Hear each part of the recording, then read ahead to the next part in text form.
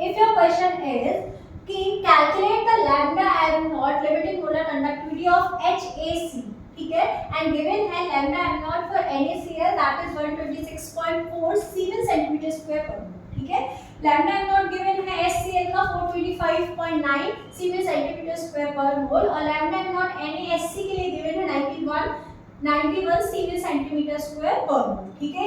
तो अब हुआ क्या, इतनी सारी लिमिटिंग मोलर कंडक्टिविटी दी है अलग अलग कंपाउंड्स की और इसकी पूछी है, तो कुछ हमें ऐसा करना है कि इनके कॉम्बिनेशंस बनाना है और इसको फॉर्म करना है, ठीक है। तो इसकी एक बहुत सिंपल सी ट्रिक बताती हूँ। पहले हमें देखो कि इन तीनों कंपाउंड अगर मैं ले लेती हूँ NaCl, ठीक है, HCl और NaAC, है ना, तो इनको मैं कैसे रीअरेंज करूँ कि हमारा HAC की लिमिटिंग मोलर कंडक्टिविटी आ जाए। तो आप देखेंगे जब मैं इन दोनों को रीअरेंज करती हूँ, आपको कुछ दिख रहा होगा कि जब हम इन दोनों के रिएक्शन करवाते हैं, ठीक है, मैंने रिएक्शन कराई HCl प्लस NaAC, तो हमारा क्या प्रोडक्ट आएगा, NaCl प्लस HAC मिल जाएगा NaCl प्लस HAC, ठीक है। तो इन कंपाउंड्स का क्या अरेंजमेंट है वो हमने देख लिया कि किसके साथ रिएक्शन कराते हैं तो कौन कौन से प्रोडक्ट मिलते हैं।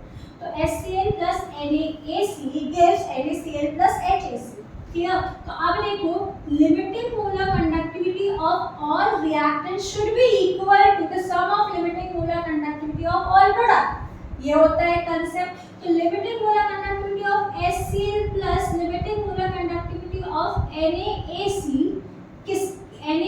किसकी इक्वल हो जाएगा, limiting molar conductivity of NaCl plus limiting molar conductivity of HAC, clear, ये होता है। तो अब देखो हम देखते हैं कि limiting molar conductivity of HAC क्या हो जाएगा, क्या होगा, हो जाएगा limiting molar conductivity of HCl plus limiting molar conductivity of NaAC minus limiting molar conductivity of NaCl, clear.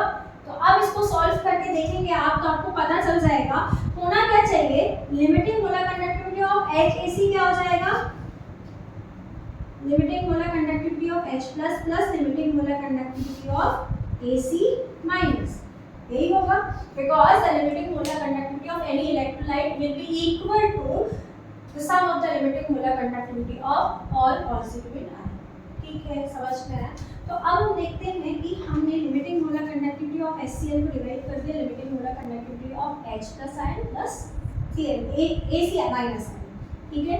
तो ये क्या हो जाएगा, इसको भी और ब्रेक करो तो हो जाएगा lambda m not H plus plus lambda m not Cl minus, है ना, प्लस इसको ब्रेक करेंगे तो lambda m not Na plus plus lambda m naught AC minus, है ना, minus lambda m not Na plus plus lambda m not Cl minus, तो bracket open करूंगी तो ये भी माइनस में आ जाएगा।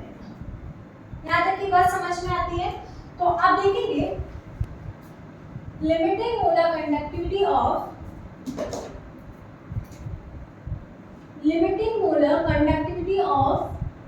H plus plus limiting molar conductivity of AC minus equal to क्या होगा बच्चा, इसको देखिए कुछ कट हो रहा है क्या, यहाँ देखिए limiting molar conductivity of plus Cl minus, है ना, plus limiting molar conductivity of Cl minus और minus lambda m not Cl cut गया, और कुछ कट रहा है यहाँ पे, देखिए plus lambda m not Na plus minus lambda m not Na plus, तो बचा क्या lambda m not H plus plus lambda m naught AC minus, बन गया lambda m not H plus plus lambda m naught AC minus.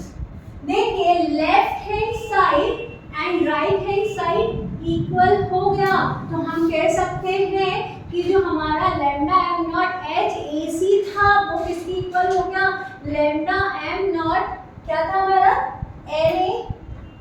Lambda m not HCl plus lambda m not NaAC minus lambda am not NaCl। ये rearrangement समझ में आया? Rearrangement ऐसे देखने से बेहतर, अभी आपको प्रैक्टिस होगी तो ये चीज समझ आएगी, तो इससे बेहतर है आप रिएक्शन अरेंज करो। देखो एक दो स्टेप में ये क्लियर हो गया कि जो हमारा लैम्डा एम नॉट HAC है वो किसकी इक्वल होगा। क्लियर? तो इतना सब करने से बेहतर है आप रिएक्शन अरेंज करिए। आप देखो कि प्रोडक्ट का ओवरऑल रिएक्टेंट का जो sum of limiting molar conductivity है वो इक्वल होना चाहिए sum of the limiting molar conductivity of all products. ये वाली बात याद रहेगी तो आपको इक्वेशन निकालना आसान हो जाएगा। यहाँ तक की बातें क्लियर? तो अब जल्दी से देखते हैं, वैल्यू रख दे। लैम्डा एम नॉट HAC क्या हो जाएगा हमारा, जल्दी से बताइए वैल्यूज क्या है लैम्डा एम नॉट HCl की। 425.9 प्लस NaAC की वैल्यू क्या है 91 माइनस 126.4 हो गया। यहाँ तक की बात समझ में? जल्दी से ऐड करिए 425.9 माइनस 91 ये क्या हो जाएगा। So when I add 425.9 plus 91 तो हो जाएगा 516.9 ठीक है। 516.9 माइनस 126.4 तो क्या हो जाएगा हमारा आंसर 390.5 ठीक है। C means centimetre square mole inverse, that is our final answer. तो इससे हमें पता चल गया लिमिटिंग मोलर कंडक्टिविटी ऑफ HAC। इस क्वेश्चन में सिर्फ कंसेप्ट था किसका, arrangement of limiting molar conductivity of different compounds. ठीक है, ये बहुत इजी सा क्वेश्चन।